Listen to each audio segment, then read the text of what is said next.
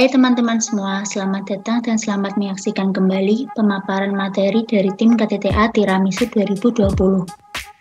Di sini, aku, Nabila, akan kembali memandu kalian untuk mengenal lebih dalam apa sih klaster hukum keuangan negara dalam penulisan KTTA nanti. Seperti yang kita ketahui, hukum keuangan negara merupakan satu dari 7 mata kuliah yang dapat kita pilih untuk penulisan KTTA nanti. Nah, kita kan belum mengetahui mata kuliah apa yang akan kita terima dari hasil voting. Maka kita harus mengetahui juga dasar-dasar apa aja sih yang bakal kita bahas di KTTA nanti. Nah, agar kita tidak tersesat dalam menyusun KTTA ini yang juga akan menentukan salah satu penentu kelulusan kita nanti, aku mau nih mulai membawa kalian ke pembahasan yang pertama, yaitu ke mata kuliah terkait hukum keuangan negara tadi.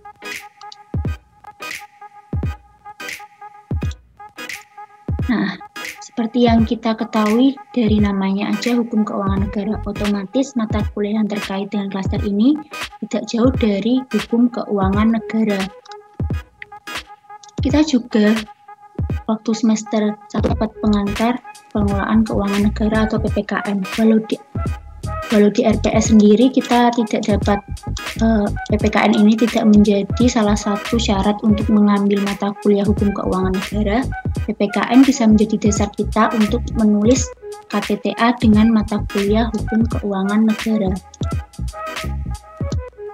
Ngomongin keuangan negara, kita bisa tuh merujuk ke paket Undang-Undang Keuangan Negara, di mana ada Undang-Undang Nomor 17 Tahun 2003, Undang-Undang Nomor 1 2004, dan Undang-Undang Nomor 15 Tahun 2004. Kan dari tingkat 1 juga kita sering kalau ngomongin keuangan negara pasti nggak jauh dari undang-undang ini. Nah, kita bisa melihat, kita bisa baca nih dari undang-undang itu yang bisa kita ambil sebagai apa aja sih isi hukum keuangan negara itu. Nah, keuangan negara sendiri itu punya ruang lingkup yang luas,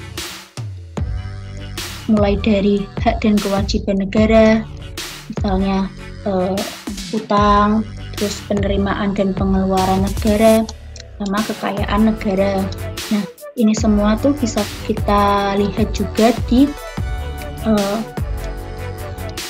undang-undang paket undang-undang keuangan negara ini. Nah, secara tidak langsung kan aku sudah memperkenalkan ke kalian kalau misalnya kalian mau ambil hukum keuangan negara itu mau ambil tentang apa. Nah, misal kalian masih bingung pun bisa kok kita lihat materi kuliah yang kemarin kita dapat. Kita bisa lihat juga dari RPS. Misalnya di RPS tuh kita bahas barang milik negara, pembiayaan pemerintah, sistem pengendalian internal pemerintah, dan hubungan keuangan pusat dan daerah. Di hukum keuangan negara kemarin kita kan sistem pengendalian internal pemerintah tuh bukan yang bagian auditnya, tetapi kayak bagian misal ada karyawan yang lakukan ganti rugi. Terus hubungan keuangan pusat dan daerah itu misalnya tentang dana desa. Nah, sama dana bos. Nah, dana desa dan dana bos sendiri itu salah satu yang paling sering dijadiin tema sih sama kakak tingkat kita. Karena kan desa sendiri kita itu pasti tinggalnya tempat paling dekat dengan rumah kita tuh pasti kan desa. Jadi tuh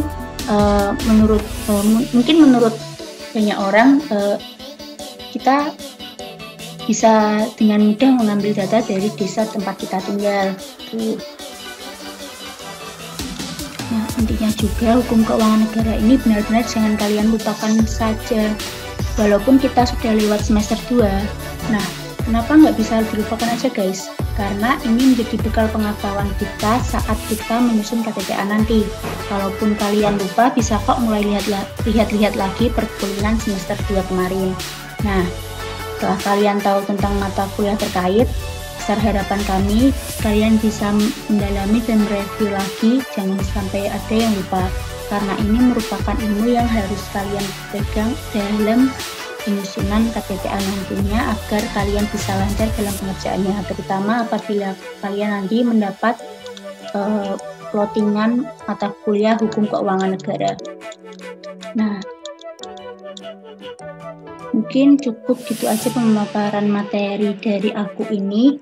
Semoga bermanfaat bagi kalian. Tenang aja, ini baru yang pertama, nanti masih ada pemaparan materi lainnya. Sampai jumpa di materi selanjutnya. Ditunggu ya. Terima kasih.